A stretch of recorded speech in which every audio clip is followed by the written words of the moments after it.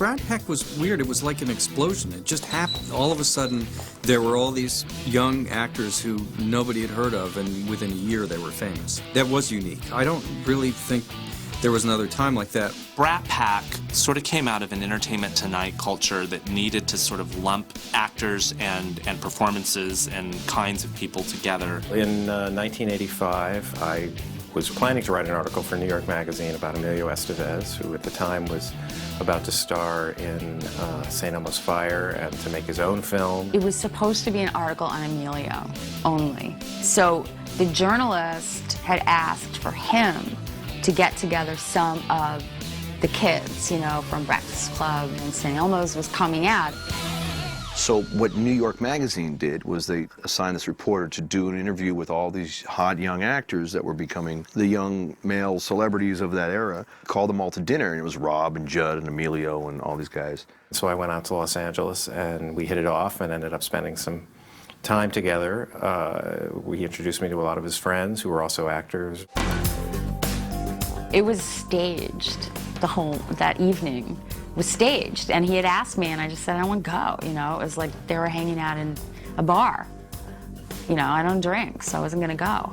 Over the course of the week, various aspects of their behavior started to strike me as bratty. They would go to movie theaters and say, I'd like to get in free, please, because I'm famous. They would go out to a restaurant and get the center table and try to attract as much attention as possible. And I just thought it was funny. I mean, here were these young, successful actors that were all doing well, but they couldn't help themselves. They just wanted to be thought of in a certain way, and somehow I made this odd connection in my mind to the Brat Pack from the 50s and wrote a piece about the group of them instead of writing just about Emilio Estevez. The guy drew a lot of conclusions that, you know, weren't true, and just painted us with such a broad stroke. They just torched us. That guy torched us, and then it was so easy for other people to pick up on it, and it's real creative, like Rat Pack, Brat Pack.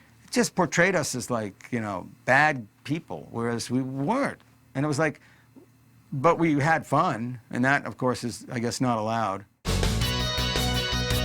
It was basically, it seemed like kind of a ploy to get them all talking about their exploits. And then the title of the article just became the Brat Pack, you know, sort of alluding to the Rat Pack. So I think it was really just a term that got coined from this cover story article. New York Magazine put it on the cover with the words, Hollywood's Brat Pack, and it went on from there. I included in it basically anybody who was roughly between the ages of, say, 21 and 30 and was successful and working in Hollywood. And it was a convenient, fun title. I didn't at the time have any way of knowing that it would latch onto them forever. As soon as they could, they would label us something, and then you're no longer actors. Then you're personalities.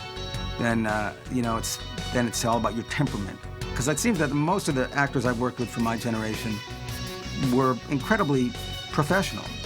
They're on time, they know their lines, they hit their marks, treat everyone nicely. It's like, how's that a group of, like, you know, hellions, rascallions? It was unreal, is what it was. And so what I noticed after it came out was more that there was this really uncomfortable feeling around everybody. And by then, St. Elmo's Fire had come out, so that included everybody. It was sort of this thing about the guys were the ones who would go out and hang out a lot, and suddenly were being really careful about it, and they didn't want to. It was feeling more than anything else, you know. It wasn't really in good faith or good spirit, I think, to kind of misconstrue and edit or re-edit people's words to make them all look like, you know, a bunch of pains in the asses. These guys were just exploding and becoming known as the Brat Pack, and I think that was a mixed blessing. Yeah, you can have a moniker attached to you. It can be something that you can identify with, but it can also be something that sort of cages you in. And it was used at the time as a derogatory phrase. By calling them the Brat Pack, you were saying they weren't genuine. But then it stuck as sort of, you know, the negativity went away and it became just a description for this group of actors. I think there was definitely something very special about the Brat Pack. They had an everyday relatability to the audience members who watched their movies. Some may have been older at the time the movies were filmed than others, but once they were on screen, they just were like the people you saw in high school versus the people who were kind of the teen idols before them. They seemed like more of a product of the movie companies. But I think the Brat Pack really definitely had that relatability with everybody. I mean, these days, somebody's on American Idol, and you know, within a year or two, they're a movie star. But these were kids who were good actors, who then became famous. And, you know, the whole idea of showing your acting talent precedes your celebrity or not, it's a funny thing in the world today.